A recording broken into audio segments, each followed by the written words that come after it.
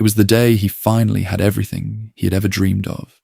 A beautiful house, a successful career, a loving wife, 2 wonderful kids, and a life most people would envy. And yet, without realizing it, he had slowly lost the people who once meant everything to him. Michael had always been ambitious. From a very young age, his parents made sure he never had to struggle the way they did. His father worked overtime for years, and his mother spent her whole life saving every little penny just so their son could study in the best schools, wear the best clothes, and build a future bigger than theirs. Michael did exactly that. He studied hard, built a career, moved to bigger cities, then to bigger countries. And with every step forward, his life became more successful, and his calls home became shorter. His mother used to call him almost every evening, not because she needed anything, but just to hear his voice. At first, he spoke to her patiently, then he started saying he was busy, and later, he began letting the phone ring until it stopped. One afternoon, while he was on a business trip in the United States, he received a message from his wife. His mother had passed away that morning. He stared at the screen for a long time, feeling something heavy inside his chest. But the meeting he had traveled for was important, so he told himself there was nothing he could do now. He did not go back for the funeral. Life moved on, just like he always believed it should. After his mother's death, his father could not live alone anymore. He became quiet, then forgetful, then confused. Some days, he remembered everything clearly, and some days, he could not even remember what he had eaten. Eventually, the doctors said he needed constant care, and the family decided that an old age home would be the safest place for him. It felt like the practical choice, the reasonable choice, the only choice. Months passed, and Michael never visited. One evening, without any clear reason, his father's face suddenly came to his mind, and a strange restlessness would not leave him.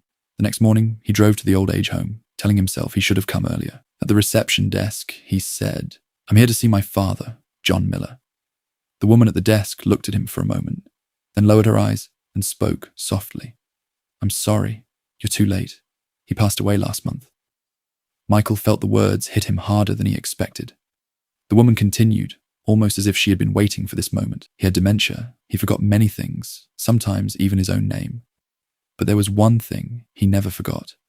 Every evening, he sat on the balcony near the gate and told us his son would come that day to take him home. He said it every single day. And when he died, he was smiling, looking toward the entrance. Michael could not breathe properly anymore. He walked outside the building, his eyes burning, his chest tight with a pain he could not explain. Near the garden gate, he noticed another old man sitting in a wheelchair, wearing thick glasses, staring at the road as if he was waiting for someone. Michael asked the caretaker who he was. The caretaker sighed and said the man's son had died in an accident years ago, but because of his memory loss, he never understood it. And every day he waited at the gate, believing his son would come to take him home. Michael stood there for a long time, looking at the old man, and something inside him finally broke. He slowly walked toward him, knelt down, held his trembling hand, and said in a voice he could barely control, "Dad, I'm here. I came to take you home." The old man looked at him for a few seconds, and then his face lit up with a smile so pure, it looked like a child had just found his way back. He wrapped his arms around Michael and held him tightly, as if he had been waiting his whole life for that moment. That day, Michael lost his own father forever, but he brought someone else's father home.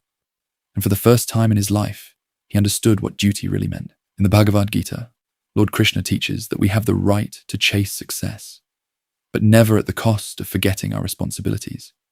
Because the people who stand beside us at the beginning of life are not there by accident. They are part of our karma, part of our path, part of the lessons we are meant to learn.